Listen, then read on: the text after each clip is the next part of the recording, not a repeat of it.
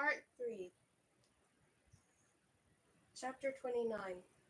Anouk woke with the sound of wings beating in her ears. She blinked groggily. Overhead, orbs of light swayed from side to side like a sky hung with pendulum moons. Walls pressed in on every side, giving her the unnerving sense that she was waking up in a coffin. She sat up with a gasp for air. At first everything was blurry and she took in only strange whimsical shapes, figures with no arms or heads, lumpy bones twice her size, vibrant sprays of oranges and blues. When her vision cleared, the shapes still didn't make sense. Marble statues that were missing heads and limbs, fossils of femurs that must have belonged to prehistoric creatures. With a yelp she realized she was lying in a coffin.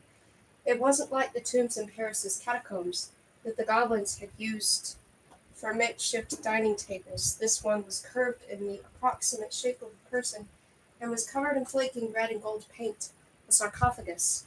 A chill ran through her. She tipped forward, trying to climb out, but she wasn't prepared for how weak her limbs were. She collapsed back. Hey, watch out, you'll hurt yourself. Vigo appeared by her side with a damp cloth.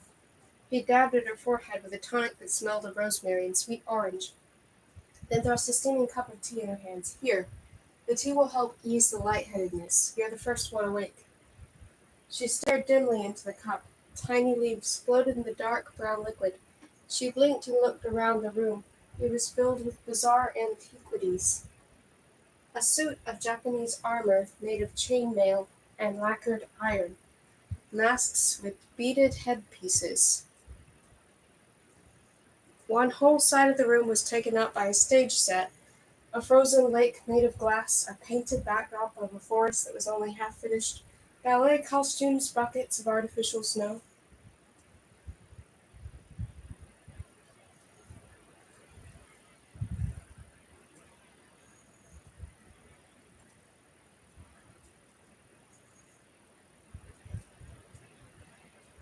There were 3 more sarcophagi. Like hers, the heavy stone lids had been pushed back. In them were Cricket, Luke, and Hunter Black, one in each, their hands folded over their chests, which rose and fell with their breathing. Next to the last sarcophagus was a cardboard box filled with crumpled newspapers. Bo slumbered in that, one arm thrown clumsily over his eyes. Vigo gestured to the box sheepishly. We ran out of sarcophagi. Found that carton in the back. Vigo, stop talking, please. This is all too much. Anouk set down the tea with a shaking hand. 1,000 questions appeared in her head, but she chose just one. We? Who is we? Sinjin and I. We popped upstairs for a moment. There's a cafe. It's closed now, but they keep microwave pizza in the freezer. The egg salad sandwiches aren't bad either. If you want pastries, though, you're out of luck. We ate all of those yesterday. Her head ached so badly that everything Vigo said felt like it had happened to her in a dream. Sinjin, that was the hacker who supposedly knew what to do with the amethyst chess piece to turn them human. She looked down at her feet and saw fine powder, a purple-tinted crystal. Was that what was left of the amethyst? Then her gaze fell on the taxidermied lion with the worn fur in need of repair. What is this place? The British Museum. Vigo perched on the edge of her sarcophagus and sipped his own cup of tea. Part of its basement. It makes for a brilliant base of operations. The Pretties closed it when the plagues began, so we have it to ourselves. Lots of ancient magic here. Old herbs and charms, plus the cafe. Well, I already told you about the cafe. He motioned to a stack of greasy paper plates that bore the British Museum's logo. She noticed it over his usual black shirt. He was wearing a fleece jacket from the museum gift shop. She sat up straight and gripped the edges of the sarcophagus. So it worked. We're human again? She pressed a hand to her face, feeling for a beak, her feathers, almost crying in relief to find her own nose. Yes, didn't you hear what I told you? Tell me everything. Her voice was breathy and quick, but as soon as she said it, she wasn't sure she wanted to know. You were the least of my worries. Vigo leaned back, swirling his teeth. As soon as Petra's spell took effect, you perched on my shoulder for most of the walk through the tunnel, except once, when the mouth slipped out of my pocket and you died for it. You nearly ate Luke. Weasley. She pressed a hand to her stomach. Bo was Bo. Even as a dog, he's deliriously happy. But Cricket and Hunter Black, naturally, they were awful. She got loose and hid in a drain pipe, and Bo had to sniff her out. The wolf was insufferable, even though I eventually got the muzzle on him. As evidence, he held up his arms, which were covered with bite marks.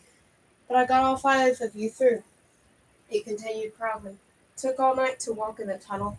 St. John was waiting on the other side with a taxi. He'd gotten our message. He gestured to a spot behind her, and she turned to find an entire wall of taxidermied animals, a lion and a badger and a falcon. The falcon's head suddenly turned in her direction, not taxidermied at all. Saint! Vigo nodded. Saint got through first and delivered Renard's message to St. John, so everything was set up. Her headache worsened at the thought of Renard. She collapsed back in the sarcophagus with a sigh. The lights overhead made her wedding ring gleam. She worked it anxiously between her fingers. Did Renard toy with his ring too? Did he think of that last kiss before she left? She shook her head to banish such thoughts and then sat back up. Her gaze again fell to the glittering purple powder on the floor. Is that the amethyst chess piece? You should have seen it, Vigo said, guessing her thoughts. St. John had tools to extract the spell. It took a special kind of hammer, nothing magical, but technical one that could shatter the amethyst in just the right place so as not to damage the spell inside. And it worked? He reached out and pulled on her ear, and she winced. What do you think? As soon as the amethyst powder landed on the 5 of you, you turned human. I dressed you all. Didn't think you'd mind. Look, I even remembered that jacket you like. She was relieved to see she was wearing her Faustine jacket. She rubbed her sore ear, and the others? Should be waking up soon. St. John warned it would take a while for all of you to recover. You've been out for 2 days. He opened a greasy pizza box, but it was empty, and he frowned. I'll go upstairs and get you something to eat. You'll feel better. Before she could stop him, Vigo grabbed a flashlight bandage with the British Museum security logo and disappeared into the cavernous basement. His footsteps echoed. Anouk hugged her jacket around her. It was eerie down here, which she'd mistaken for swinging moons. For, of course, overhead lights. The whoosh of wings was the air conditioning unit. They must have been in the portion of the basement used for constructing exhibits. Cautiously, she climbed out of the sarcophagus. She checked on the others, but they were deeply asleep, their pulses slow and steady. All around her were tables full of catalogued bits of broken ceramic, hunting spears, bronze vases, an assortment of long white feathers that, judging by the size, had belonged to an owl. They made her shudder, and she quickly stepped away. She moved to a table that held a collection of Victorian clocks in various states of repair. The smell of polish and oil laced the air. She picked up a massive pocket watch that was bigger than her palm. It ticked softly. A dream pulsed at the edge of her memory. Only it hadn't been a dream, had it? When she'd entered the coal baths, reality and the dream world had merged. Instead of a bed of coals in the cottage courtyard, she'd been thrust into a den of witches with an eyeless owl overhead. She found herself absent-mindedly tracing the shape of Jack's symbol in the dust on a clock repair table. It circled 2 lines. It looked like the owl from her vision, a face with a mouth and no nose. With a mouth and nose, but no eyes. An idea rustled at the back of her mind. A face with no eyes. Well, well, the sleeping beauty awakens. She spun around so fast that the pocket watch slipped from her hands, and she fell to the ground. Vigo was back with the pretty broker she remembered from the engagement party. He held his golden hair in the crook of one gloved arm. St. John, she said, it's nice to see you again. He was holding 2 paper plates of pizza. He thrust one at her, and she found that she was ravenous. She perched on the edge of her sarcophagus, stuffed pizza in her mouth, and groaned contentedly. Greasy perfection. St. John leaned over Cricket's sarcophagus and lifted one of her eyelids. This one's waking too. Vigo leaped up and to pour another cup of tea. Cricket sat up with a jolt, reaching instinctively for the knives that she kept tucked in folds of her clothes, but her hands came out empty. Vigo must have taken the blades. She gave a growl. Vigo held up the tea. Hi, Cricket, welcome back. You'll find the knives at that table over there. Forgive me for taking them from you, but you did enough damage to my skin as a cat. She looked disoriented until her eyes settled on Anouk, and a little of her panic faded. Anouk swallowed a mouthful of pizza, tossed aside the plate, and threw her arms around Cricket. It's okay, we made it. Is this hell? Cricket was staring at the threadbare taxidermied lion. We died, didn't we? This has to be hell. Not quite, but it is a basement.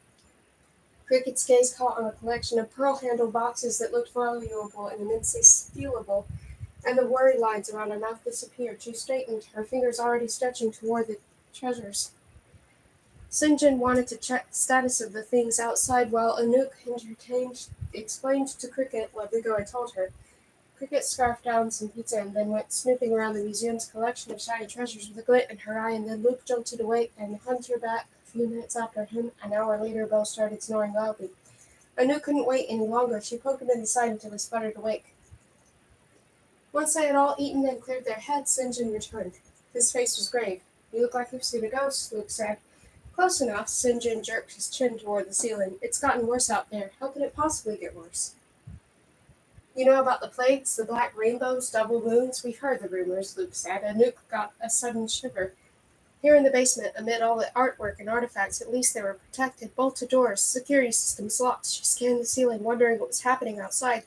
"It's a nightmare out there.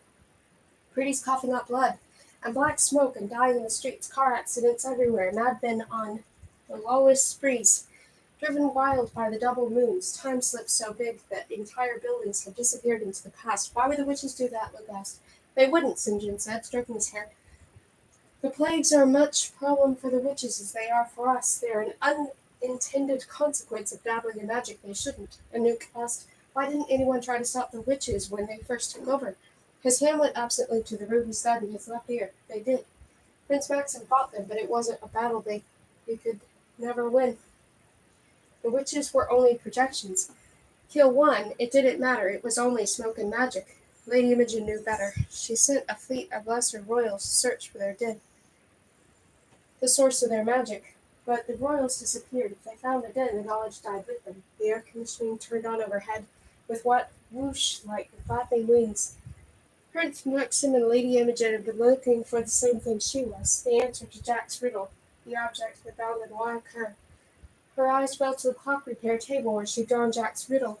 In the dust, the circle with what might be a nose and a mouth but no eyes, a face with no eyes. Hesitantly she stretched her hands out of the drawing. A small thrill ran up her limbs as she realized the shapes on either side of the circle weren't meant to be sun rays. They were more like fingers. 10 and all, though the hands lacked arms, hands with no arms. She pressed a palm to her mouth. "I know it." She could hardly believe her own words. "I know the answer to Jack's riddle."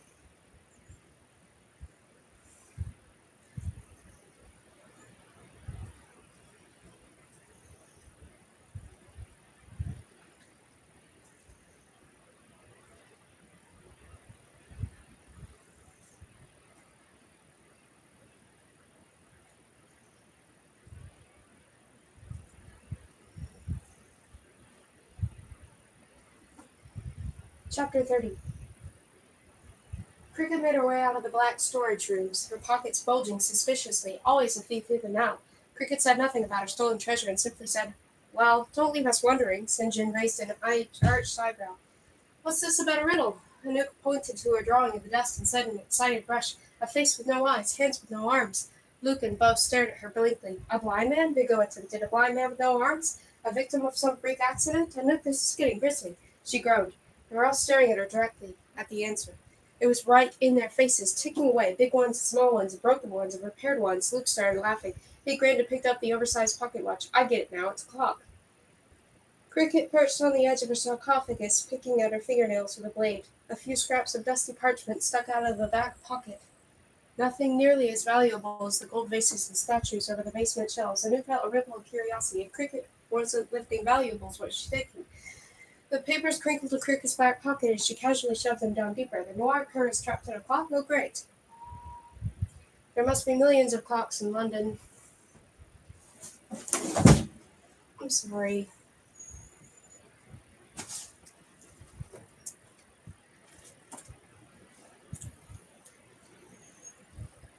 I didn't mean to wake you up. I just thought,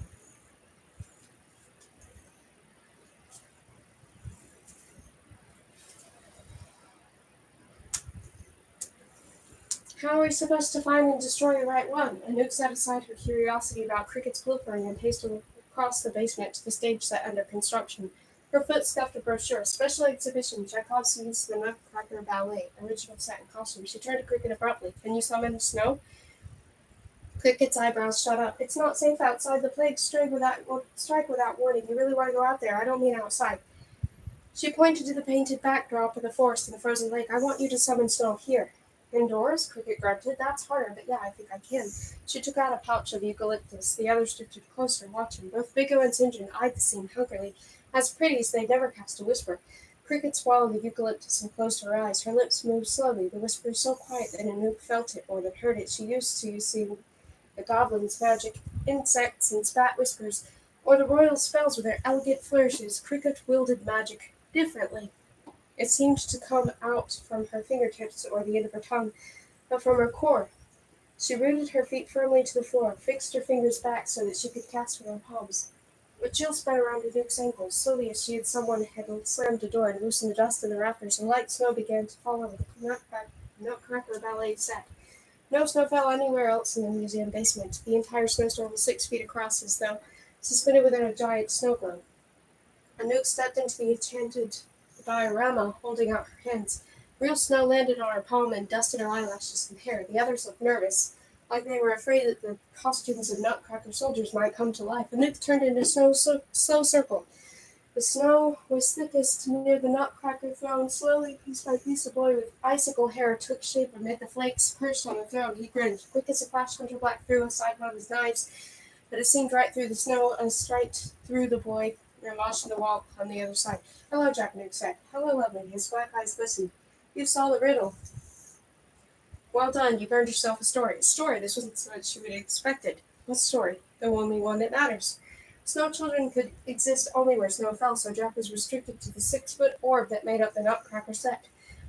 Cricket continued to hold the spell with her left hand and circle with her right, whispering soundlessly, keeping the snow falling steadily. The others dragged her over medieval ottomans and plywood crates and makeshift chairs.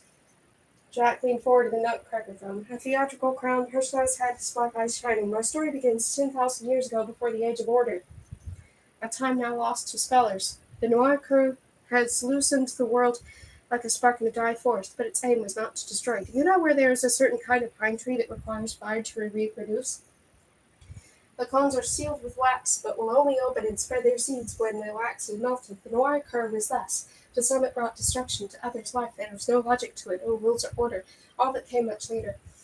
The Noir curve evolved as the world evolved, and early humans, royals, and goblins began to shape their world. The Noir curve changed too. It fractured into three forces: magic, the controllable force that could be commanded by the Silentium box; the Vitae Echo, which keeps magic from being overused in less technology. Less potent than magic, but bound by the rules of pretty world technology, still springs from the same force, which is why it and magic cannot be handled together. He sank back into the throne, tossing a costume and ermine stole around the shoulders. Cricket continued to whisper and cast with her hands of the snow continued to fall. If the Noir curve fractured into magic and technology, and the Vitae Echo, how can it still be present in the world? Luke said. "Ah, yes, consider the tree that produces 3 apples. The fruit does not vanish once it is fruited. Neither does the Noir curve. It lingered within the form of chaos in the roots of the tree. The legendary King Slater and Queen Mid-Wrath of Starfire Court came together dressed in enviable cloaks of bearskin. So the rumor goes, and led a spell that uprooted the remaining Warker. They were trapped in a clock 5,000 years ago." Hugo snorted. "There weren't clocks that long ago." He turned to the others. "Are we sure this kid is right in the head?" Jack considered Viggo with an unimpressed air. "It is best to shut your mouth, lovely, if you don't know what you're talking about." He stood through off in the ermine stole, picked up several of the Nutcracker dolls, and arranged them on the set. He cast a whisper, and the dolls began to move on their own as if dance. He spoke faster, a thrill flashing in his eyes as he commanded the dolls. "As long as there have been people, there have been ways to track time. Even the earliest pretties learned to thrust a stick in the ground and use it to follow the sun's movements. The early royals, of course, had more sophisticated means." He twisted his hands, and the dolls began to pick up the rectangular presents under the artificial Christmas tree and arrange them in a circle. Most of the presents stood upright, and a few pairs had joined together on a third present on top. Cricket was still whispering to keep the snow falling, but her eyes were heavy-lidded. She was getting tired. "That looks like Stonehenge," Luke said. "It is Stonehenge." Jack leaned over his creation, cackling in delight. He cast another whispering flashlight that Vigo had been using for stone by itself, levitated into the air. It created an effect like the sun rising over the model of Stonehenge. Shadows elongated and shrank as the flashlight sun crossed the sky. Stonehenge already existed at that time as Queen Mid-Wrath and King Svetter, and it already shrouded in mystery. They used tricks and whispers to trap the Hawaiian cur within the circle of stones. Even today, pretty tourists who wander into the ring say they can feel its odd energy. But we felt the Hawaiian cur at Anouk's engagement party, Luke pressed. The witches used it to get it and possess King Caspar. If it's trapped in Stonehenge, how is that possible? Ah, Jack wagged a big finger at Luke. For a gardener, you're clever. His finger drew a line in the air until it reached Vigo. For a witch's boy, you aren't. For a snow child, Vigo said coolly, you're full of Vigo, Luke chastised, and Vigo grumbled and sat back down in his medieval ottoman. Jack leaned on the arm of the throne, a crown dangling from the sharp locks of his hair, and Luke said coyly, say not to change the subject, would you care for a kiss? And Luke saw the hungry look in Jack's eyes and shoved herself between the two of them. Don't, she ordered Jack. And she gave Luke a warning look over her shoulder. You know what happens if he kisses you. Jack sank back into the throne with a downturned mouth. You're spoiling all my fun, he crooked his head to splash and smile. He crooked his head to flash a smile at Luke. Some things are worth the risk. Luke took a step backward and bumped into a clock repair table. Jack sighed and continued, that handsome gardener is correct. Stonehenge was only the original vessel. It's still a place of immense power, a place of transformation and blue flame, but it is time itself that those ancient royals around the Noir occur too, not the ancient stones. It can move in a sense from timepiece to timepiece.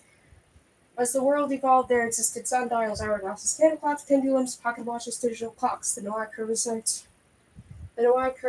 in all of them. The coven awakened the Noir cur and the timepieces that rest within London city borders. Isn't the Noir cur the black smoke too?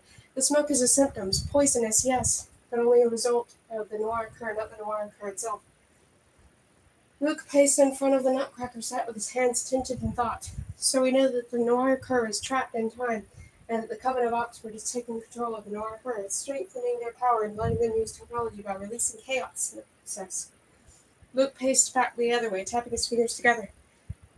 If we don't stop them, that chaos will spread from London to other cities, back rainbows over Paris, double or triple moons over Prague. For all we know, next the ocean will rise up and swallow us all whole. It stands to reason that to accomplish the grand aims, the witches would need an enormous vessel to contain the Noir cur, something much larger than a single clock, something size of an original vessel, Stonehenge. But in London, Beau added, sitting over by the sarcophagi, St. John snorted. Anouk spun to face him. She had almost forgotten about the information broker. He was feeding his hair small pieces of pizza crust and wiping the grease on his white coat. Why do you laugh? She didn't like his tone. You don't know London well, do you? Anouk leveled a cold look at him. No, but then again, I've only been alive 1 year, and I already seem to know more about the Hote than you do. She tilted up her chin. If you have information for sale, we can arrange a price. Don't pay him a cent, Vigo said. The answer is easy if you know the city. He jerked his chin toward a framed-up map of England, among several other artworks being restored. Look there, at London on the map, Big Ben. Anouk dragged the map away from the stack of paintings, coughing as a cloud of dust rose around her. She traced the finger of the antiquated writing until she found London and then a reference to Big Ben. Looks like a giant bell. It is a giant bell, said Vigo. Big Ben is a nickname for the bell and for the clock that holds it. He gave St. John a sharp look. Tell them. St. John rose the pizza box. The whole area around Big Ben has been roped off for days. It's under construction, closed for repairs. Luke was eyeing the broker curiously as though he'd seen something odd in the tattoos that stretched across the back of his neck. The witches must have set up Big Ben as their base of operations, he said. So what do we do? He said, blow it up. Ooh! Cricket's eyes glittered. That wouldn't work, Luke said. You can't destroy something that cannot be destroyed. We can only hope to contain the Noir cur again in a new vessel, something extremely unique, something highly protected. But first we'd have to gather every clock in the city and consolidate them, all in a single location. Then maybe we could trap it for good. His eyes glistened. That would take powerful magic. Cricket continued to whisper. Her voice was getting hoarse, and the snowfall came in jerky waves. She couldn't maintain the spell forever. Anouk turned to Jack. How do we get the witches to consolidate their power? We need to threaten them with a whole army of magic handlers. Goblins and royals and witches on our side, but none of them can enter London. Jack reached out and stroked her cheek.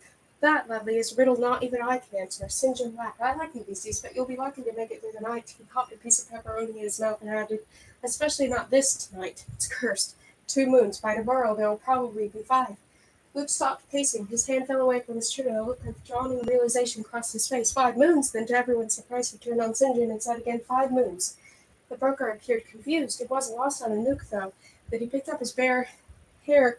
It was now very gradually moving toward the door. Luke's expression turned hard. I knew there was something odd about your tattoos. No self-respecting hacker would get zeros and ones tattooed on his neck.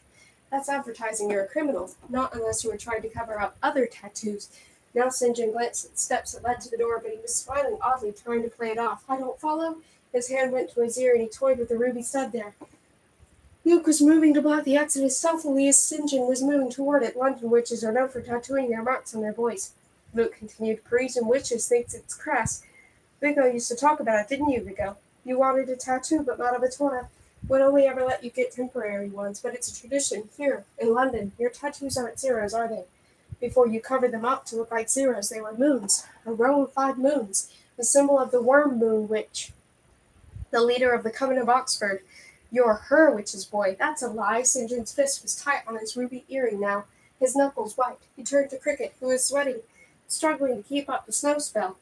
Use a truth spell on me. I'll prove it. Ask me if I'm a witch's boy, and I'll be compelled to tell you the truth. Anouk stood straighter. At her engagement party, Luke had told her that the traitor was someone who shared a room with the witches. They'd been afraid it was Vigo or Bernard. Luke, Hunter Black said quietly, we researched all the Coven's associates back in Paris. There were records of the witches' boys in Castle Ides. They're all accounted for. 5 boys and 5 witches. None of them are St. John. Luke's gaze was steady. A count from the Court Woods once whispered in my ear that the truth spells are nothing but a clever trick. Use the truth spell and then ask you? You would tell us honestly that you aren't her boy, but you were. How long ago did she cast you out for a younger boy? St. John's fingers toyed hard at the stud in his ear. He almost looked like he was twisting it off. Awareness of a danger flashed in his eyes. He kept darting gazes toward the blocked doorway. Luke folded his arms across his chest. Your gloves aren't a fashion statement, are they? They're hiding scars on your inner elbow. Bloodletting scars from your time as her witch's boy. Vigo's hand drifted mechanically to his own inner elbow. In Paris there are rumors of a traitor. No one thought to consider her pretty. Anouk pressed a hand to her head. It was making sense now, but so fast she couldn't hold it all in her mind at once. The party! When they all stared at her, she explained in a rush. The broken hourglass, that's how the Coven got into my engagement party. How King Caspar was possessed. Cricket shook her head. The hourglass was a Parisian timepiece, and the witches only awakened the Noir Cur and London ones. Anouk turned on St. John. You brought it in from London with you, didn't you? You knocked it over intentionally, pretended to spill sand on King Caspar and Mia. It was a trap. Anyone who physically touches the sand could be possessed. You were working for the Coven. The broker's smile came quick and mean. In the next second, 3 things happened. First, Cricket stopped whispering so she could pull her blades. Second, St. John opened his palm to reveal his ruby earring stud. Third, the golden hair leaped into his arms and ate the stud in one quick swallow. It happened so fast and was so unexpected that at first Anouk wasn't certain she had seen it correctly, but before she could wonder what such a strange thing meant, the hair leapt out of St. John's arms onto the taxidermied lion's back, then onto a vase, then down to Cricket's feet, where it started hopping a circle around her. Saint called and took flight, wings flapping wildly. The vase teetered precariously before falling in a spectacular crash. Cricket twisted in circles, trying to catch the hair. She said, Stop, St. John, and threw one of the blades, but all the spinning threw off her aim. The blade flew 1 inch from St. John's ear and lodged on a totem pole. The snow started to lessen, and Cricket cursed and began to whisper again. In the chaos, St. John pulled an amber stone from his jacket pocket and hurled it at the floor. It broke into clumps of resin, emitting a smell that was musky and rotten. Bala and Luke pulled their shirts up over their mouths against the smell. Anouk didn't know what kind of gem or jewel could smell like that, but it couldn't be good. She could feel the magic spreading through the room. Warm, billowy clouds of the reeking smell floated toward the vents. Something grown high up in the upper floors of the museum, as though the entire building were waking from a long slumber. Don't follow me, St. John warned. They aren't human anymore, and they haven't eaten in 1,000 years. He ran out the door before anyone could stop him.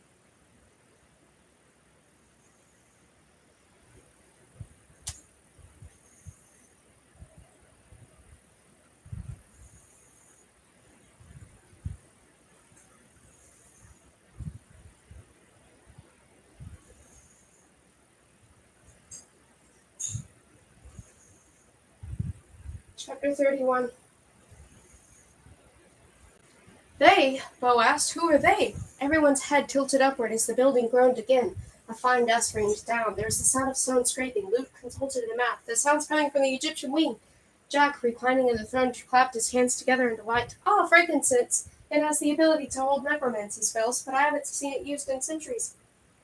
Anouk whirled to face him. St. John woke the dead?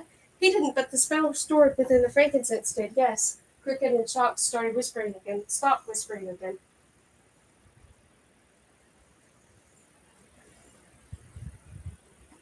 The last flakes fluttered to the ground. A second before they landed, Jack turned to Anouk with a flash of urgency in his eyes. It's snowing in Wiltshire, lovely. And then he was gone. The fallen snow blanketed the Nutcracker set as though a ballet production had just ended and janitors would soon come sweep it away, but it was real snow, not cotton, and it melted into a puddle that soaked the presents and other props. She turned to Bo. What's in Wiltshire? Bo shrugged, and before she could puzzle out the meaning of Jack's final words, another one of Cricket's blades whizzed over Anouk's head. She ducked. The blade sank into the leather of Vigo's jacket sleeve. He let out a wail. You stabbed me! Cricket, be careful, Anouk cried. I was aiming for the rabbit. I just woke up in a sarcophagus, and now there are dead Egyptian kings after us. Sorry if my aim is off. It's fine. Vigo staggered backward and collapsed on the ottoman. I deserve it. I deserve this and more. Impale me again, Cricket. Anouk grabbed him by his jacket collar, looked at the wound, rolled her eyes, and tossed the knife to the floor. It barely scratched you. You'll live. Now knock it off. Vigo whimpered, cradling his bleeding arm. She sighed, knelt in front of him, took his face in her hands, and said kindly, You can help us, Vigo. You're a witch's boy, too. You must know something. That ruby earring, what was it? One of the jewels that can store magic? He blinked fiercely. The ruby. Yes, it's enchanted. Gems like that are extremely rare. Londoner witches particularly favor gems, rubies for... Ned, I forget. Oh, safe passage. He seemed very pleased with himself. Why would a rabbit need a safe passage? Anouk asked. The ruby isn't for the rabbit. Vigo was so excited by the fact that he had valuable information that he had temporarily forgotten about the bleeding scratch on his arm. It's an old goblin trick. They've been known to feed their pet rats talismans that they want to hide. They get the talisman back eventually. You know. He raised his eyebrows suggestively. Cricket made a face. When it craps it out. Vigo finished. Yeah, we got it without you having to explain, Anouk said dryly. Anyway, Vigo continued, the rubies work only for witches. He must be safeguarding them for the coven. Then we can't let the witches get them. Anouk started after the hair, but Cricket grabbed her sleeve. We need to stop St. John first before he goes to Big Ben to warn them. She tugged Anouk in the direction of the loading dock door, and Anouk tugged in her heels. Luke shoved between them. Listen, we'll split up. Bo, Hunter Black, and you two go after St. John. Cricket and Anouk catch the hair. I'll stay here and stitch up Vigo. Bo's eyes lit up with an idea. Hunter Black, remember how we stopped that pretty who tried to steal the bins on the trip to Lisbon? Hunter Black's mouth drew out a back in a grim smile. Let's go. The two of them disappeared in the same direction as St. John. Cricket prodded Anouk's shoulder and lended her a bag of eucalyptus. Take this. Anouk bristled. I can't use it. I lost my magic, remember? It pained her to put it into words. Just hold it for me, okay, in case I lose my supply. Grab some of those white feathers, too. Anouk shrugged off her jacket and climbed it on the back of the throne for safekeeping, then followed Cricket as she weaved around the crates that formed the maze through the basement. It had only been a few hours since they'd woken up in the sarcophagi, and her limbs still felt stiff. The pizza was a lump of grease in her stomach. They darted past workrooms filled with specimens and half-constructed exhibits. They peered in boxes of dinosaur bones and checked behind ancient tapestries brought to the basement for cleaning. There was no sign of the hair. Cricket ran past a roped-off staircase, but Anouk grabbed her sleeve. Wait! Anouk picked up a clump of fur that was stuck in the crack of the stairs. It shimmered with golden strands. The rabbit must have gone up the stairs. Good thing you have a knack for spotting dust. Thanks, I think. They climbed over the velvet rope and the stairs, and then through a door that opened to the museum's main entry. The overhead lights were off and with the eternal light outside. Not much light came through the glazed windows. A round ticket counter sat in the center, flanked by two curving staircases. An enormous banner hung from the ceiling and proclaimed special exhibit coming soon. The original Nutcracker set comes to London. Anouk grabbed a pamphlet that included a map. Something creaked in another room. That was too loud to be a hair, Anouk said darkly. Cricket grimaced. The dead? I don't want to find out. Anouk bolted the basement door behind them, and they ran on the opposite direction, past a giant stone head, and into the early grease wing. Shards of pottery and replicas of mosaic artwork were encased in glass displays, forming a maze that they navigated as fast as they could, searching under exhibits for the rabbit. They checked as the world of Alexander the Mausoleum Halicarnossus and the Nereid monument. Another creak came from an adjacent room. It was followed by a scrape of stone and then a dry, hollow moan. Cricket shuddered. Let's head upstairs. Hurry. They carefully checked around the corners until they found a staircase and made their way to the second floor. Here were artifacts from Iran and ancient Mesopotamia, Anatolian and Assyrian tablets and pottery, a hum of magic emanated from some of the objects. Cricket eyed the card bowl covetously, her long fingers twitching, but then something else caught her eye. Over there, she pointed to the entrance to an exhibit on the heart of the Alexandrite. A 45-carat color-changing gemstone, rumored to be the most valuable jewel in the world. Anouk looked just in time to see a flash of gold fur.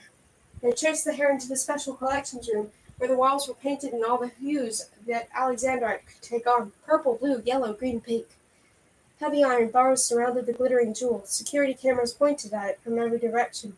They darted between the informative panels after the hare. Wappy Blanc, Cricket whispered. The hare leaped on into the next exhibit, the history of illuminated manuscripts, before her trapping spell could grab it. Cricket and Anouk raced to the end of the darkened room and then froze. A few steps ahead of them, a shadow stretched across the floor in the light of the room. It moved haltingly, dragging its feet like the flesh that had long ago worn off the bones. The smell of decay was thick in the air. The figure loomed in the doorway. Anouk held in a scream. Desiccated flesh, rotten brown teeth, tatters of fabric of a bead necklace tangled in exposed ribs. Anouk felt another scream building in her throat. Cricket shoved her hand against Anouk's mouth to keep her quiet. Come on, Cricket whispered. She yanked Anouk toward the Mesopotamian exhibits. They ran through the displays of Assyrian tablets, but stopped short when another figure lunged in the darkness at her head. Cricket pressed a hand to her nose against the stink of rotten sulfur. It's another one, Anouk whispered. St. John, Cricket shuddered. How many mummified bodies does this museum have? Anouk fumbled to read the pamphlet in the faint light, counting the ones on display and the ones in the storage. 120. She looked up from the pamphlet, feeling sick, and one mummified bird and one mummified cat. Oh, great, our distant cousins. Let's not join them in the afterlife. They ran into the next room and hid behind the curtains of a tall window, trying not to make a sound. Cricket swallowed a few eucalyptus leaves and whispered a spell to make them as unnoticeable as possible. Anouk's heart drummed in her chest. Cricket adjusted something in her pocket, one of the carved bowls from the Assyrian exhibit. Anouk saw.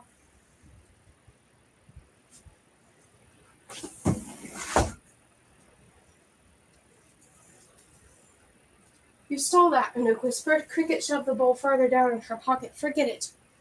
Anouk gave her a suspicious look. Cricket took pride in her thievery, but why risk it now? What do you want with some bowl? And the parchments from the basement. It's just old junk. Shh. Cricket nodded toward the sounds of more footsteps, and Anouk shut her mouth reluctantly. Cricket had been snooping through the artifacts of Castle Odds back in Paris, too. What was Cricket looking for? After the siege of the Chateau de Millefleurs, Cricket had talked about tearing down the Haute, throwing the whole system into chaos so that the orders might start afresh, with royals and witches and goblins and beasties and even more a playing field. Maybe that's why she'd been snooping around Castle Odds. Maybe she'd intended to whisper a spell in Renard's shoes, so he'd slip on the stairs and break his neck. Anouk had to admit she'd had similar thoughts. That arrogant look in his eye, his insistence that there could come a time when she'd beg him to kiss her. She realized she was toying with her wedding ring again. Anouk shifted so that she could look out the window. Nightmare was the word Shinjin had used. He was right. She could barely make sense of what she was seeing. Fallen toads and the bodies of cats and dogs had choked to death from the black smoke curling out of the sewer grates littered the streets. Traffic was a mess. Cars were bumper to bumper, blocking the roads. The convenience store on the corner kept flickering in and out of reality, trapped in a time loop. The noir cur had driven the whole city mad. Hunter Black and Bo were out in there in the chaos. Cricket tapped her shoulder and whispered, Anouk? Anouk thought she saw St. John's white coat below, and she pushed the curtain back further. But no, it was just a pretty running in terror. Yes? Cricket ripped the curtain from her hands. Run.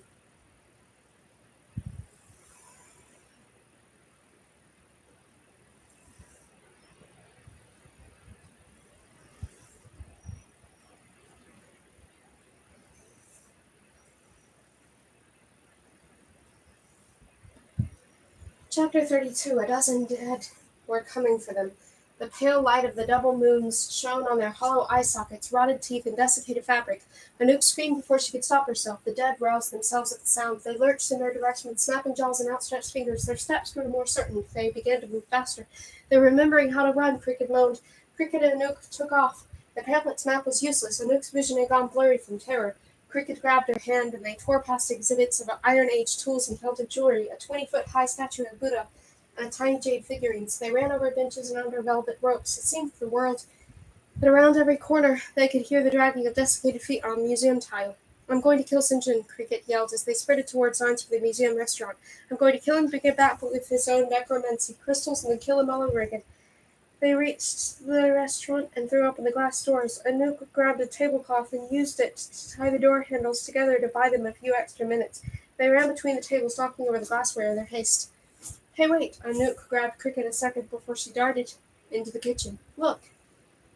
The golden hair was just on the other side of the glass wall that separated the restaurant from the rest of the museum, with the nose twitching and its eyes rolled anxiously as though it could sense the unholy magic that had taken hold of the museum. We can't go out there, Cricket said. We have to go back through the restaurant doors. There are dead people out there wanting to eat us. We don't need doors. You can cast magic, Cricket. Anouk plucked a fistful of petals from a wilting arrangement of spider bones, pulled out one of the long white owl feathers, and shoved all of it over to Cricket. Cricket grabbed the supplies and swallowed them whole. What do I say? I only know cutting and stealing spells. Try axe aguis. Axe aguis. Cricket repeated in a whisper in the direction of the glass wall. The right intonation didn't come naturally to her, but she had been practicing diligently, and it sounded correct to Anouk's ears. The spell was one to make the nature of the glass waver briefly. Now, grab the hair, Anouk said breathlessly. Cricket looked hesitant, but thrust her hands toward the glass wall. Giving a yelp of surprise when her hands passed through it like water, she swiped at the hair. It lunged away and hopped toward the curving stairs to the ground floor. There, so close! Behind them, the restaurant doors shook violently. Anouk whirled around. Rotted bodies pressed against the glass doors, 3 and 4 rows deep. The tablecloth wasn't going to hold for long. Quick, Anouk said. Let's go through the grass. Cricket grimaced. What if my spell doesn't last? We'll be sliced in two. We don't have a choice. Sorry about this. She shoved Cricket. Cricket tumbled through the wall as easily as her hands had gone through it, and then Anouk thrust herself through after. She patted her head and chest and hips to reassure herself that she was whole. A crash came from inside the restaurant as dozens of the dead stumbled in through the doors. They picked themselves back up with alarming speed. Downstairs, Anouk cried, Hurry! She and Cricket scrambled toward the staircase. Anouk caught a flash of golden fur again. The hair. They were scampering downstairs, as anxious to get away from the dead horde as they were. Did she have time to catch it? The dead were already sprinting through the enchanted glass wall behind them. The spell ended abruptly, and the glass returned to glass, trapping half of the horde in the restaurant, but 2 dozen were still headed for them. Cricket threw a leg over the banister. Anouk got the idea and did the same on the other side. They slid to their stomachs down the banisters, rushing so fast that Anouk squeezed her eyes shut. But that was even scarier, so she opened them again as she hurled toward the ground floor. She passed the hair, still hopping down the stairs. At the end of the banister came all too fast at her shoulder, then her bottom connected hard with the tiles. She winced. The hair hopped down the last step. Anouk lunged for it on her hands and knees, grasping when her hands closed around its foot, but it kicked hard and slipped from her grasp. It hopped toward the main entrance, which someone, St. John or Beau or Hunter Black, had left ajar. It hopped straight out of the museum. No! That rabbit has the right idea, if you ask me. Cricket grabbed Anouk's arm and dragged her to her feet. The dead were almost at the bottom of the stairs. We're getting out of here. We can't. It's a mess out there. It's a mess in here. They dashed across the cavernous entryway. The moans and shuffling feet of the horde echoed from the high ceilings. The nutcracker banner rippled in the breeze from the slightly open door. Cricket threw the door wide open, and they shot out into the city, then heaved their weight against the heavy door to close it. Cricket ran, dodging a police officer on a motorcycle, weaving in and out of the soaked traffic. Horns blared wildly. Screams and sobbing filled the city. Dizzy, Anouk looked up at the double moons. The shift in gravity had caused waves to rise on the normally placid river Thames. It looked like a churning ocean splashing over the banks, pulling in pretties and drowning their screams. Across the street, a fight erupted between 2 well-dressed women. They clawed at each other, drawing blood, driven mad. Something hurled out of the sky and slammed into a boy, running away from the 2 women. A toad. He fell to the ground, smacking his head. Quick, get out of the street, she yelled. If they didn't stop this plague, Paris was next. Cities falling one by one, white to red, white to red. Anouk started to run after Cricket, but a flash of gold caught her attention. The golden hair was at the crosswalk on the corner. Its attention was fixed on the lettuce and a half-eaten hamburger by a trash can. A man with the blood pouring from his ears started toward Cricket. Her blades appeared in her hands, flashing in the moonlight. Anouk tiptoed closer to the hair until she was right behind it, partially hidden by the trash can. She held her breath. A car's horn blared. Brakes squealed. A woman screamed and a man cried out he'd been hit. There was a terrible smash of metal followed by a long string of cursing. The hare's head shot up at the sound of the accident, and Nuka lunged. Got you! Her hands closed over it, and this time it didn't slip away. She wrestled the hare to her chest, hugged it tight. She looked up triumphantly, but then her face fell. Cricket was in the middle of the street, straightening up after throwing a knife. She looked untouched, safe. Someone had darted across the street in a black town car, driven up onto the sidewalk and hit him. St. John, who was moaning, blood stained his white coat. Anouk jogged over to St. John, clutching a hare. By the looks of it, St. John hadn't been hit fatally. One of Cricket's knives protruded from his shoulder. The car doors opened and people climbed out, and Anouk jumped in, surprised to see familiar faces. Bo, Hunter Black. Bo ran around the car and checked for St. John's pulse. They needed him alive so they could question him. Then grinned up at Hunter Black, just like in Lisbon. Anouk scoffed. That's what happened in Lisbon? You ran someone over? It worked, didn't it? Hunter Black smoothed a hand over his black shirt with gleaming glass buttons. There was a note of satisfaction in his voice. Cricket came over and nudged St. John with her toe. He wouldn't have darted into the street if I hadn't wounded himself first with my knife. So it counts as my catch. What? That's not fair, Bo protested. Anouk crouched by St. John. His forehead was slick with a yellowish sheen.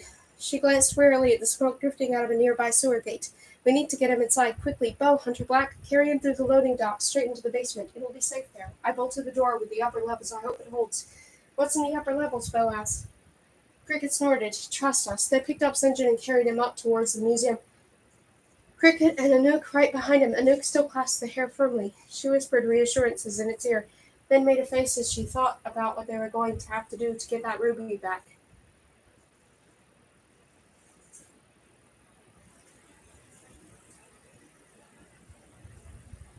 Chapter 33. The four of them brought St. John in through the exterior loading dock. Bo checked the rest of the basement doors to make certain they were locked against the dead upstairs, while Cricket searched for a place to put their prisoner. She settled on a wire storage locker, currently filled with artwork from one of the museum's rotating exhibits. She shoved aside some paintings, pausing to appraise the expensive gold frames, and then they dumped St. John into the makeshift cage. Careful! Luke stood up from where he'd been tending to Vigo, who'd gained a few stitches in his arm. Those are priceless paintings, part of Monet's Water Lily series. How priceless? Cricket struck her chin. Her pockets, Anouk noticed, were no longer bulging with stolen goods. At some point in the past few minutes, Cricket must have hidden the Assyrian bowl somehow. Luke felt St. John's forehead. He lifted both of St. John's eyelids and checked the pallor of his own lips with a frown. Cricket, were your blades poisoned? Of course I'm not an idiot. I use every means I have. He carefully drew Cricket's knife from St. John's shoulder and sniffed the blade. He suddenly dropped the knife to the floor. His eyes went wide. This is Nightgrove's poison. Once it gets to the heart, nothing can stop it, not even magic. Cricket nodded. That's the point. You stabbed Vigo too. When were you going to tell us so that we could cure him? She rolled her eyes. That knife didn't have poison on it, unfortunately. Look, he's fine. Vigo had turned a shade paler. But it was true. He didn't look poisoned. Luke shook his head as he fetched the herbalist's bag and started to make an antidote for St. John out of various elements preserved in dark bottles. He handled every flower with grace, every set of wings with care. In Maldivatorosaurus, he'd made love potions for goblins, obedience potions that he soaked into clothing, tonics that sometimes smelled divine, sometimes reeked, sometimes were the electric color of heat lightning, sometimes were blacker than night. Anouk suspected that half of Maldivatoro's power had not come from her magic, but Luke's skill. Anouk sidled up to Cricket, the hair clenched in her arms. What did you do with that carved bowl? Cricket gave a dismissive wave. Don't worry about it. If you're planning something against Renar, I don't blame you, but tell me. Cricket looked mildly annoyed. I'm not completely obsessed with revenge, you know. Then she sighed. Look, it's just a new spell I've been working on, a sealing spell.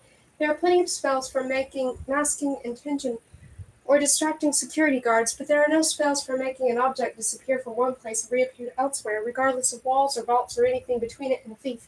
A transference spell? You're writing it yourself? Trying to. Anouk was about to prod her again, but she was clearly not telling the whole truth, and Luke gave a satisfied grunt. There, he swirled in the antidote and touched a few droplets to St. John's lips, the edges of the nostrils, and inside of his ears, using every last drop. On the floor, St. John let out a groan. Luke gathered his supplies, exited the locker, and slid the bolt closed behind him. St. John sat up and squinted at him through the wire mesh. Guess what? Cricket said, sneering. I'm sorry.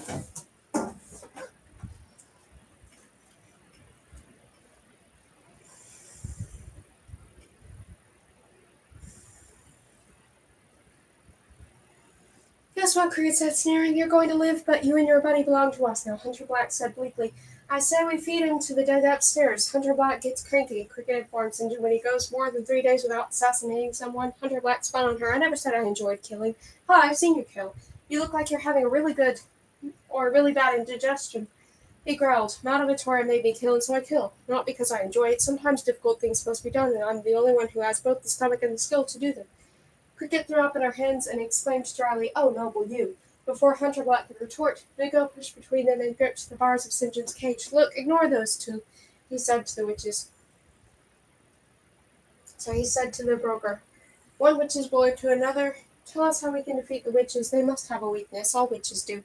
Certain organs and haven't yet turned to good. So too would, and could still bleed." St. John scowled. "Organs? What are you talking about?" Anouk joined Vigo in the cage. "Tell us how many witches there are, and what their monikers are, what they use as oubliettes." St. John stared at them oddly. Luke came over, dusting herbs off his hands. "Listen, you best tell us everything. I have it on good authority from Prince and Princess that one of the royals is in league with your witches. That's why one of our witches could have gotten into the castle lad's ballroom. Tell us now. In exchange for the information, we'll spare your life and even keep your secret. You can go back to Paris and hack whatever pretty websites you want." St. John's expression slowly cracked into a cruel smile. He started laughing. Bo slammed his palm against the wire cage. "It's no use, he won't betray his witches." St. John's laughing tapered off. "You don't understand, any of you. There are no monikers or oubliettes. There are no organs, not anymore." He spat out sourly. "There's nothing left to betray." Anouk considered him carefully. "What are you saying?" "There are no more Oxford witches. The entire coven is dead." Vigo barked a laugh. "Yeah, right." Anouk added, "We saw them at the engagement party when they possessed King Caspar. They possessed King Caspar not to threaten you. They were warning you, begging for help. When your royals killed King Caspar, they killed the final spirit of the witches too." Cricket shot up from the crate and waved her knife.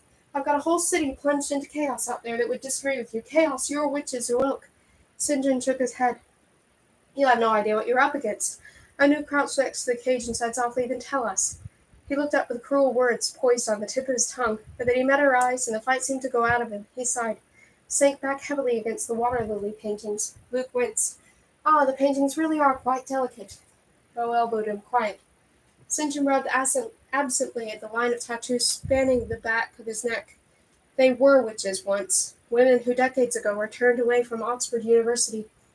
Back when women were allowed to be students, one of them found a reference to the cold baths in a book that a royal had left behind in the university library. She saw it for what it was, a chance to learn more than they ever would at Oxford. She convinced the others to go to the Black Forest. Close to 100 went. Only 5 survived and came out witches. They named themselves the Coven of Oxford. One of them was Madda White, my mistress. She stole me as a baby and raised me as her own until I turned 25. Then she found a younger boy and kept me on as a spy. You hated her," Anouk concluded. His eyes flashed. "I loved her. If she were alive, I'd be at her side. But she's gone. All of them are. It's the Noir Cur, don't you get it? They woke up something they couldn't control. It destroyed all 5 of them. Women who shaped the world, gone like that." His snap echoed. "The Noir Cur destroyed the entire Court of Isles, too, and King Caspar." He pointed in the direction of Big Ben. "Anyone who's gone up against the Noir Cur is now part of it. You aren't fighting people, you're fighting that smoke. It can't be stabbed with knives, it can't be poisoned, it can't be bribed or reasoned with. It doesn't want anything, it's simply a force, a void, and it'll destroy you too." Anouk's heart thundered in her chest. She thought of the glimpses she'd gotten of London, the escalating chaos, the plagues that were getting worse, most of all the black smoke that had sunk into the streets, dirtying everything it touched with soot, swarming toward the vibrations of screams. She stood and paced by the ballet set. "This changes everything. I thought we were up against witches, women who could bargain with, or, if it came down to it, kill. But how do we stop chaos?" "We round it up," Luke said. "Jack is the only way to stop it, is to transfer it to a new vessel. The first step is to collect every clock in the city." "That's impossible," Bo argued. "Not if we had reinforcements," Luke said. "Not if we had teams in every borough of the city that could use tricks and whispers to gather every clock street by street." "It would take hundreds of magic handlers," Anouk said. "We would need every royal in the New Realms." Luke nodded. "And every goblin and every witch, too. We'd have to break the border spell to get them into London." "Exactly, Dust Bunny. I lost my magic. I can't do it. Cricket isn't powerful enough," he sighed. "Well, I didn't promise a perfect answer, and then there's the question of what that new vessel would be." Anouk's mind raced. She paced through the artificial snow on the nutcracker set, thinking. Luke said the vessel needed to be something unique, something secure. The original royals had placed it in an abstract concept time, before they knew how ubiquitous clocks could become. She tapped her chin. If only she hadn't failed in the Black Forest, then if only she could get another chance. She knew so many spells, but none of them could help her now. She gasped softly, I might know a good vessel, but as she turned, Luke cried out. He was stepped close to the yard locker. St. had reached between the wires and grabbed him, and now held one of Cricket's poisoned knives to his neck, the one Cricket had stabbed him with earlier, that Luke had thrown to the floor. St. Anouk felt the blood drain from her face. Let him go. Let me go. I've got your rabbit. I won't hesitate to hurt it. He shook his head. You might be partial to things that creep and crawl, but I am not. Go ahead, kill it. He pressed the blade to Luke's neck. I have to get out of London. The darkness is growing. It's going to kill us all. Plague, smoke, one way or another. Anything breathing in the city will soon be gone. I have to get out. Easy, St. John. Anouk held out one hand. She could feel the desperation rolling off of him like cold sweat. Easy. I have to get out. A mad sort of fever overtook him. He jerked the knife. Luke dodged the full impact. The blade scratched his neck. No, Anouk cried. Luke staggered away from St. John, one hand pressed the scratch on his neck. A small scratch, barely bleeding, but the night rose poison, Cricket breathed. Anouk gave the hair to Diggo and knelt next to Luke. Her hands were shaking. Her lips felt so cold. She tapped the fingers against them, wishing for that fizzy, warm spark of magic that they didn't warm. Hunter Black, brooding over the dinosaur fossils, had gone so silent that Anouk had almost forgotten he was there, but in a few steps he threw open the bolt of the locker, grabbed St. John by the shoulder, twisted his head, and with a sickening crack broke his neck. Hunter Black, she cried. St. John's body slumped to the ground. Anouk started to run over, but then stopped. There was no point in feeling for a pulse. His chin was practically touching his spine. She smiled at Hunter Black with hot cheeks. I thought you said you didn't enjoy killing. Lucas' family, he said grimly, and I made an exception when someone hurts my family. She could feel grateful or disturbed. Luke. She picked up a cloth and pressed it to his neck, but it gave way. The bleeding had already stopped. Cricket get his herbalist kit. Luke shook his head. That's funny, no. His face was slick with sweat. It smelled sharp and astringent. I used the last of the antidote on St. John. And we'll get more. It's a big city. We got flowers and... She turned helplessly to Cricket. Cricket looked like she'd seen a ghost. The poison I used is from Montezola's stash in Montelamar. It contains a cultivar of lavender, found only on the estate. The antidote has to come from there, too. Anouk staggered to the nearest seat. The thrown from the nutcracker facet. She felt numb. Luke was poisoned. They had no antidote. She had no magic to save him. They had a golden hair, which meant that they had the ruby stud. Theoretically, if they could get the ruby to Paris, Petra could pass into London, but she never arrived before the poison reached Luke's heart. At her feet lay the nutcracker dolls that Jack commanded like puppets. She kicked one, watched it roll across the stage and bump into the presents that had been set up to look like Stonehenge. Her spine went rigid. An idea was forming in her head, a violent one, and those were the most dangerous. She closed her hand instinctively around her fustian jacket, still hanging at the back of the throne. Cricket stopped pacing and gave Anouk a searching look. What are you doing? Leaving? Leaving? Why? Where? Head spinning, Anouk pulled down the jacket, letting the silk slide over her like a battle armor. It's snowing, Jack had said before disappearing in Wiltshire. Her eyes fell to one of the paintings in the art locker, a landscape of a field of heather beneath a brilliant blue sky. For all she knew, it was a field in the Russian countryside, not in Great Britain. But regardless, something about the field reminded her of Jack's words. I'm going to Wiltshire. Cricket stared at her as though she'd gone mad. What's in Wiltshire? Anouk flipped her jacket collar. She checked the security cameras trained on the exterior steps, noting with satisfaction that the light snow had started. A place of immense power, Jack had said, a place of transformation, blue flame. Stonehenge, she answered.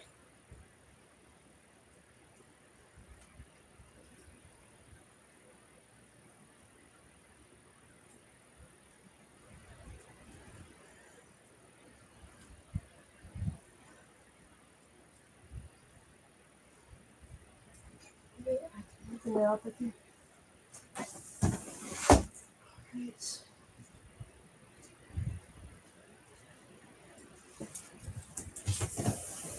Chapter 34. Anouk, wait! She was halfway up the stairs. Hunter Black, his face casting shadows, took a single halting step toward her. You're leaving, he said. You're going to do something dangerous. At least you're going to fight your way through the dead up there. If you're going to tell me not to go, I'm not. He took another step toward her, closing the distance. You wouldn't listen to me anyway, but I wanted to tell you, he cleared his throat, and she found herself curious and a little worried. It was rare to see Hunter Black flummox. Rarer still that he didn't have to do with some poor soul he'd just killed. Be careful. She let out a laugh without meaning to. Careful? How many times had Hunter Black himself threatened her?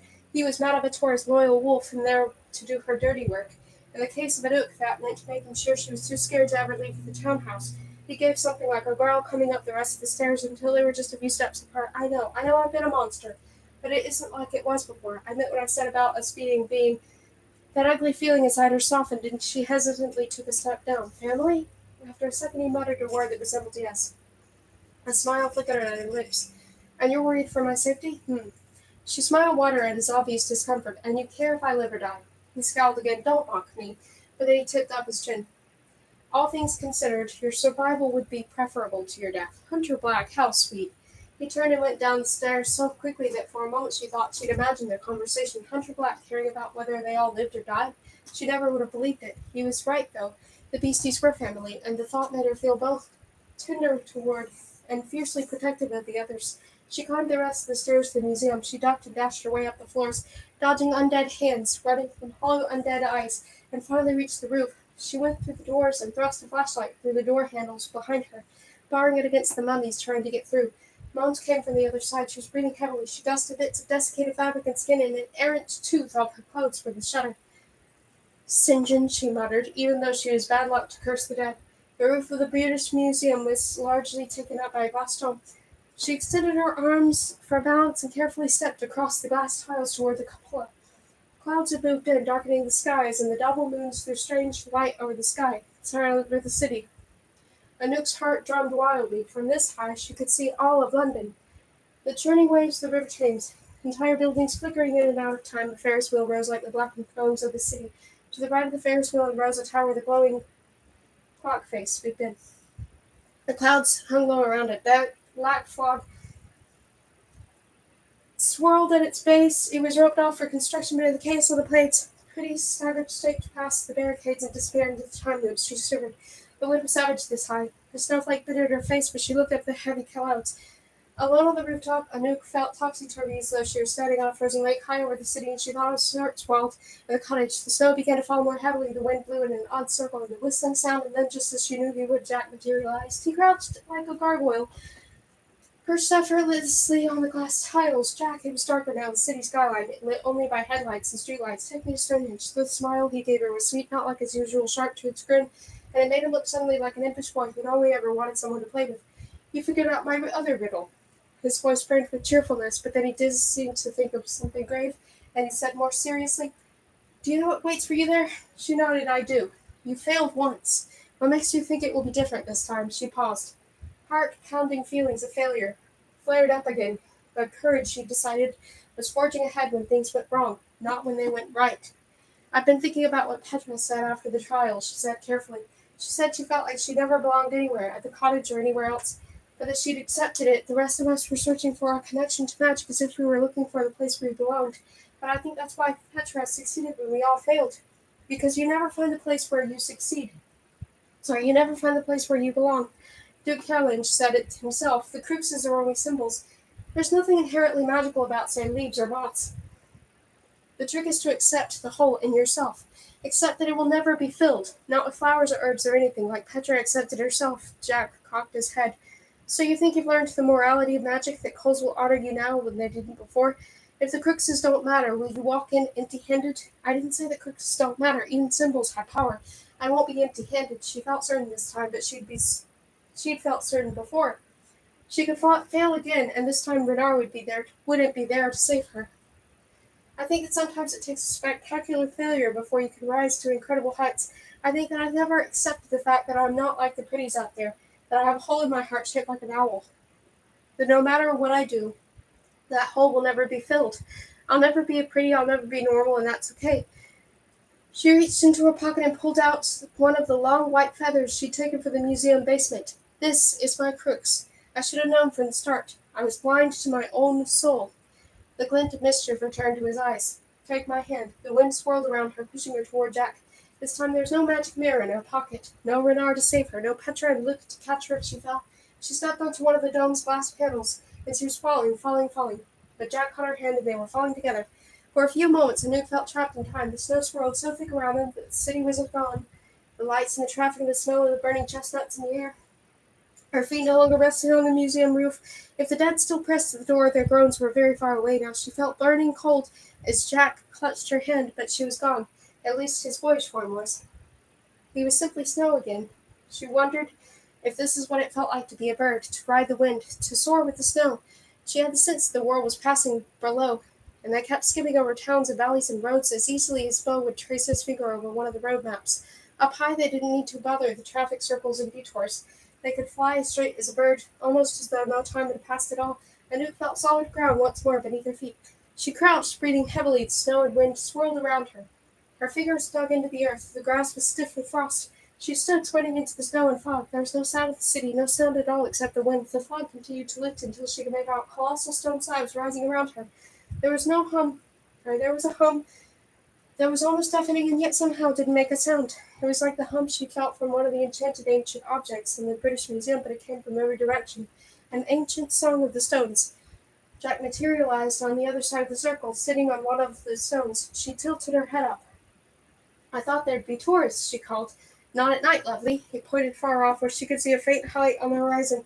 Dawn was coming, but for now she had Stonehenge to herself. "So what do I do?" "Wait," he said cryptically, "and watch." As the sun rose, its rays caught the frost of the glass like light concentrated through a magnifying glass, and mystical blue sparks began to appear. Anouk stepped back as if she'd stumbled onto a beehive. The song of the stones grew. "It won't last long," Jack warned. "Once the frost melts, it'll be over until the next midwinter dawn." It was pretty women who first discovered this, 1,500 years and a day ago. They saw and understood the power of the stones, and so the coals rewarded them for their insight. It gave them the chance for greatness. It still does today, but do not mistake a chance for a promise. There is just as great a chance the coals will burn you alive as it has so many women. The sparks began to catch and spread. This was no ordinary flame. It took on the blue tinge of frost. Flames rose, flicking at the falling snow, and Anouk got the sense that watching something rare and special, the stones, the frost, the winter dawn, it had all come together in just the right conditions to create a naturally occurring coal bath. The flames formed a circle bound by the stones. She was starting to feel cold coming from them, a cold so intense that it was burning. She glanced in the distance. The fog was rising, and she could make out a white fence and vast fields stretching toward the horizon. There was still time. She could run, break out of the circle, but then it was too late. Even if she'd wanted to, the flames were too high. Her chance to give up was gone, but she didn't want it anyway. The blue flames rose 3 feet, then 6, then 9, almost as high as the tops of the stones. On his perch above, Jack crouched, his icicle hair hanging in his face and hiding his expression. Another ray of sun burst from the horizon, and he called to the snow, "Now, lovely, it must be now." The frost was already melting, her shoes and socks soaked with dew. The flames burned brightly. No royals watching now, no Duke Carolingian in his rituals, no acolytes, no robes. She kicked off her shoes, clasped the owl feather in both hands, and stepped barefoot into the flames. Immediately she was burning. Her throat closed up as she remembered the pain from before the courtyard and all those watching eyes as she screamed. The flames licked at her skin with their barbed tongues, burning into her flesh, scalding her blood. Hot and cold became one in pain. She felt her body being torn apart again. Dimly she blinked down at her bare toes. The flames had eaten off her trousers. Her underclothes were in tatters, rapidly burning off of her skin. Oh, the jacket, her beautiful frosting jacket, was coming apart and turning into ashes. She cursed herself for not taking it off, but then the flames rose and she didn't care about the jacket. She could barely remember what the jacket looked like. The flames were turning her into ash now. Skin and bone became blood and eyes and hair and throat and toes, and she was ash, all of her. She waited for the blackness to come, that awful, encompassing, yawning blackness. It licked at the edges of her vision. She felt nothing. She had no more fingers or toes with which to feel. She heard nothing. Her ears were no longer ears. The blackness overtook every one of her senses, and she knew the end was coming. But then, with a brilliant burst, the blackness shattered. Lights crackled, and the darkness was replaced by the full spectrum of jacket, all the colors of the world, the colors of the frost and the grass and the dawn and the sky, and all at once a single beautiful burst. So beautiful it ached. So beautiful it healed. Part 4! Okay, part 4 is the last part of the book, and it's about 50 pages long, like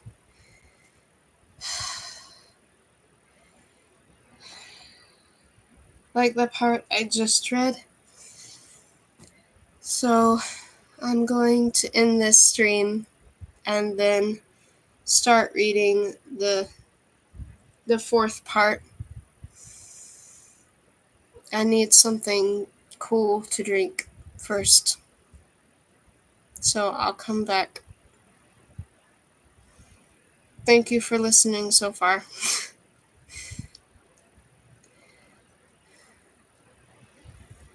Part 4 is the last part of the book.